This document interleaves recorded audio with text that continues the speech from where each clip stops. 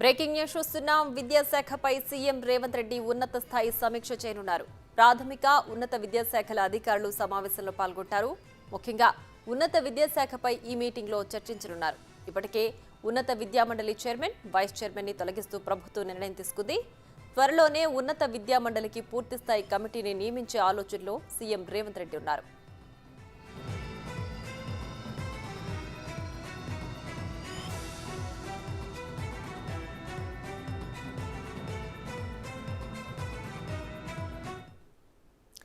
ఇక మరింత సమాచారం మా ప్రతినిధి వెంకట్ ఫోన్ లైన్ లో అందిస్తారు. వెంకట్, చెప్పండి, సీఎం రేవంత్ రెడ్డి విద్యాశాఖపై సమీక్ష చేయనున్నారు కదా, పూర్తి డీటెయిల్స్ ఏంటి?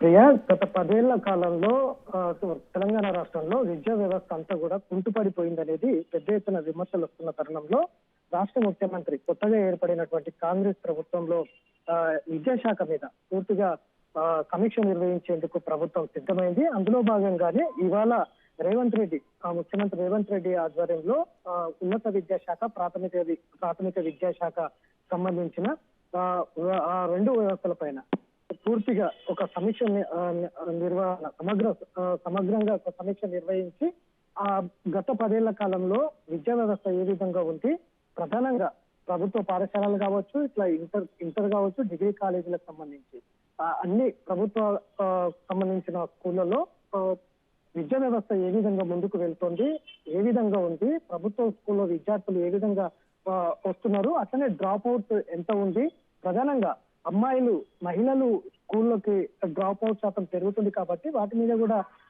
ప్రత్యేకమైన దృష్టి. అట్లనే 10th, ఇంటర్, అట్లనే ఎంసెట్ కి సంబంధించిన పరీక్షల మీద కూడా సమగ్రంగా ఒక నివేదిక, సమగ్రమైనటువంటి సమీక్ష నిర్వహించి ఒక నివేదిక తీసుకున్న తర్వాత రాష్ట్రంలో నెలకొని ఉన్నటువంటి విద్యా వ్యవస్థపై నెలకొని ఉన్నటువంటి ఏవైతే విమర్శలు ఉన్నాయో దానికి భిన్నంగా ఈసారి ఒక ముందుకు వెళ్ళాలనేది, విద్యా వ్యవస్థలో మార్పులు రావాలి, విద్యా వ్యవస్థ పూర్తిగా మారాలనే సంకల్పంతో కాంగ్రెస్ ప్రభుత్వం అయితే ముందుకు వెళ్తుంది.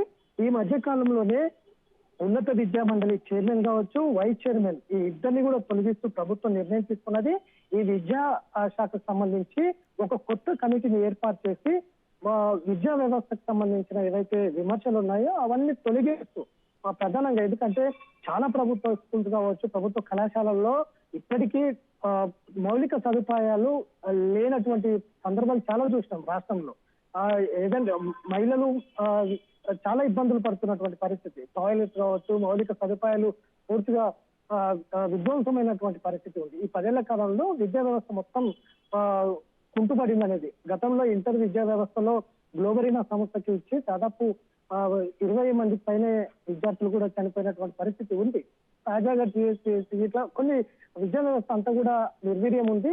ఈ 10 ఏళ్ల కాలంలో మొత్తం ఏం జరిగిందనే దాని మీద ఒక సమగ్రమైనటువంటి సమీక్ష నిర్వహించేందుకైతే రేవంత్ రెడ్డి ఇవాళ మధ్యాహ్నం సెక్రటరియట్ లో సమావేశం ఏర్పాటు చేసుకుంటున్నారు. దీనికి ఇటు ఉన్నత విద్యా మండలికి సంబంధించి ఉన్నత విద్యా మండలి కావచ్చు, ఇట్లా ప్రాథమిక విద్యా మండలి అధికారులందరూ కూడా సమావేశానికి హాజరవుతారు.